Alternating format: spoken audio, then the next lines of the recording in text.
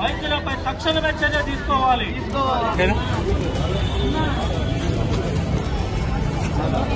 ఈ మధ్యకాలంలో అసలు ఎనీ ఇష్యూతోని హాస్పిటల్స్కి వెళ్తే అసలు తిరిగి వస్తామా లేదా తెలియనటువంటి పరిస్థితి కనిపిస్తోంది.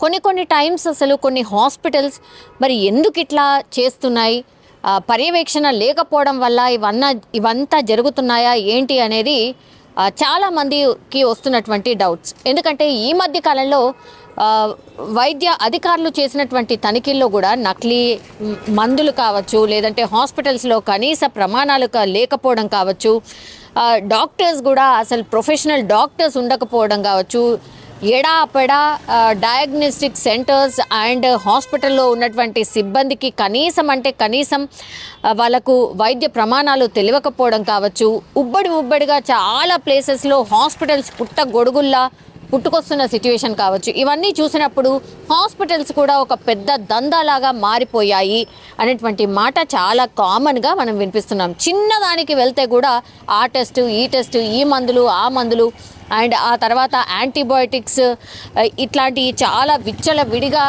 ఇచ్చేస్తున్నారు అన్నటువంటిది కూడా మనందరం కూడా అనుభవిస్తున్నటువంటి పరిస్థితి.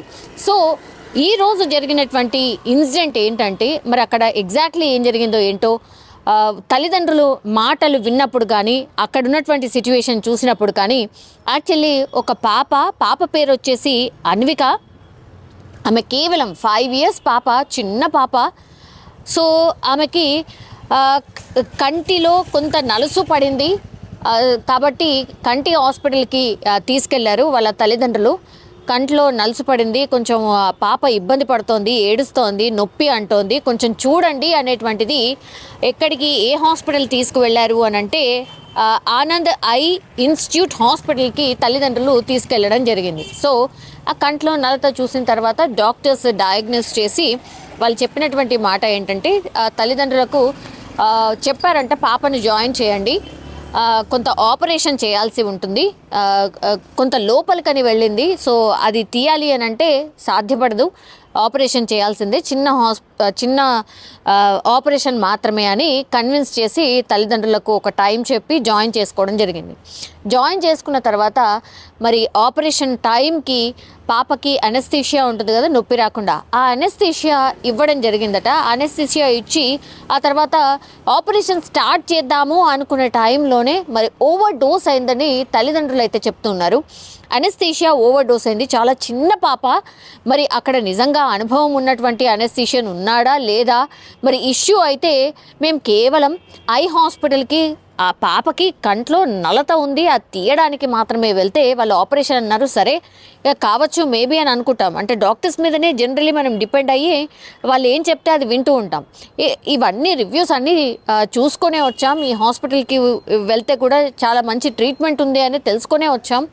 కానీ హాస్పిటల్కి వచ్చి జాయిన్ చేసి ఆపరేషన్ అన్న తర్వాత సరే ఆపరేషన్కి కూడా మేము ప్రిపేర్ అయిన తర్వాత తీరా చూస్తే అనెస్థీషియా డోస్ పాపకి ఎక్కువ ఇవ్వడం జరిగింది.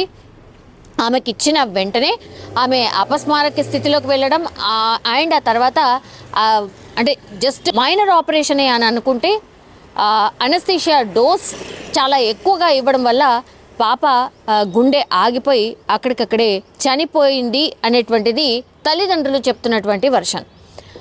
అయితే వాళ్ళకు కూడా హాస్పిటల్ సిబ్బందికి కూడా అర్థం కాలేదు, అంటే పాపని ఎంత పిలిచినా లేవకపోవడం. సో డౌట్ వచ్చి వాళ్ళు ఏం చేశారు, అక్కడ దగ్గరలో ఉన్నటువంటి ఎల్బీ నగర్కి సమీపంలో ఉన్నటువంటి రెయిన్బో హాస్పిటల్కి హాస్పిటల్ సిబ్బందే తరలించడం జరిగింది, కనీస ఇన్ఫర్మేషన్ తల్లిదండ్రులకు ఇవ్వకుండానే.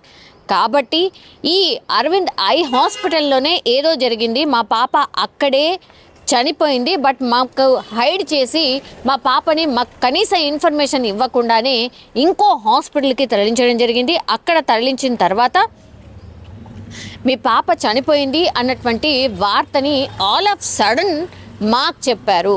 సో అరవింద్ ఐ హాస్పిటల్లోనే ఏదో జరిగింది, మా పాపకి ఏదో జస్ట్ కంట్లో నలత పడింది అని తీసుకొస్తే అన్విక శవాన్ని మాకు ఇచ్చారు. అసలు ఎవరు దీనికి రెస్పాన్సిబుల్?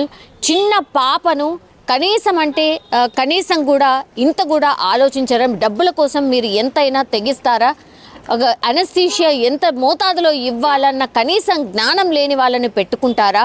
ఇవన్నీ కూడా తల్లిదండ్రులు క్వశ్చన్ చేస్తున్న పరిస్థితి. ఇంకా మీ పాప చనిపోయింది అని చెప్పిన తర్వాత మాత్రం తల్లిదండ్రులు బోర్న ఏడవడమే కాదు, ఇంకా హాస్పిటల్ మీద దాడి చేసే పరిస్థితి వరకు వెళ్ళారు. వాళ్ళ తల్లిదండ్రుల రోదనలు హాస్పిటల్ అంతా మిన్నంటిన పరిస్థితి. చిన్న పాప జస్ట్ కంటిలో నలత పడింది అని తీసుకొస్తే ఆమె శవాన్ని వాళ్ళ తల్లిదండ్రుల చేతిలో పెట్టారంటే అసలు ఏం జరుగుతోంది? హాస్పిటల్ వ్యవస్థ ఎట్లా ఉన్నాయి? అసలు పర్యవేక్షణ ఎవరిదన్నా ఉందా లేదా? ఆ డాక్టర్స్ అసలు నిజంగానే మంచిగానే చదువుకొని వాళ్ళకి కనీస అవగాహన ఉన్న వాళ్ళనే అసలు ఈ డాక్టర్స్ కావచ్చు, లేదంటే ఈ హాస్పిటల్స్ కావచ్చు పెట్టుకుంటున్నాయా? ఎందుకు ఇట్లా జీవితాలతో ఆర్ ప్రాణాలతో చెలగాటమాడుతున్నాయి హాస్పిటల్స్ అనేది కూడా మరోసారి అందరూ మాట్లాడుతున్న పరిస్థితి. ఎందుకంటే అన్విక కేవలం 5 సంవత్సరాల అన్విక కేవలం కంట్లో ఏదో చిన్న నలత పడింది అని తీసుకొస్తే చంపి మా చేతిలో పెట్టారు, ఈ హాస్పిటల్స్ని వదలొద్దు, ఈ హాస్పిటల్స్ మీద కనీస పర్యవేక్షణ ఉండట్లేదు గవర్నమెంట్ది అనేది కూడా ఆరోపణ చేస్తున్న పరిస్థితి. అన్విక డెడ్ బాడీని తీసుకొని హాస్పిటల్లో తల్లిదండ్రులు ధర్నా చేస్తున్న పరిస్థితి. ఆ తర్వాత పోలీసులు ఇరువురితో అంటే హాస్పిటల్ యాజమాన్యం కావచ్చు, పాపకు సంబంధించిన పేరెంట్స్తో మాట్లాడడం, కేసు నమోదు చేయడం, అసలు ఏం జరిగింది ఏంటి అనేది ఇన్వెస్టిగేషన్ చేస్తున్న పరిస్థితి. కానీ ఎంత ఇన్వెస్టిగేషన్ చేసినా ఏం చేసినా వాళ్ళ పాప అయితే తిరిగి రాదు కదా. ఈ హాస్పిటల్ మీద సరైన పర్యవేక్షణ ఉండట్లేదు గవర్నమెంట్ది. అందుకే చాలా హాస్పిటల్స్ ఇట్లాగే ఉన్నాయి. అసలు కనీస ప్రమాణాలు లేకుండానే చాలా ప్రైవేట్ హాస్పిటల్స్ పుట్టుకొచ్చాయి. ఇది కేవలం దందాలాగా మారిపోయింది. పూర్తిగా ప్రజల ప్రాణాలతో లిటరల్లీ ఆడుకుంటున్నాయి హాస్పిటల్స్ అనేది కూడా చాలామంది కామన్ పీపుల్ కూడా ఈ ఇన్సిడెంట్ చూసిన తర్వాత మాట్లాడుతున్న పరిస్థితి. కానీ పాపం అన్విక పేరెంట్స్కి మాత్రం ఇది తీరని లోటు. బికాజ్ ఎవరైనా సరే ఈ వార్త విన్న తర్వాత చెలించిపోవాల్సిన సిచ్యువేషనే.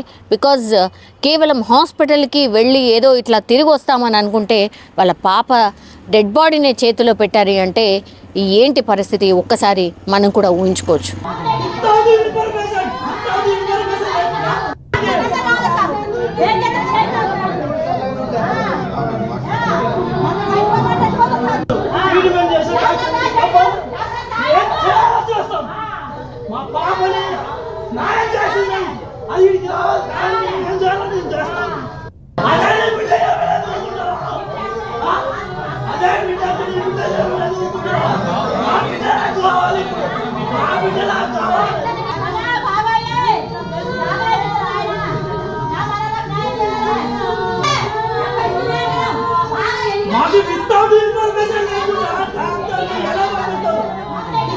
information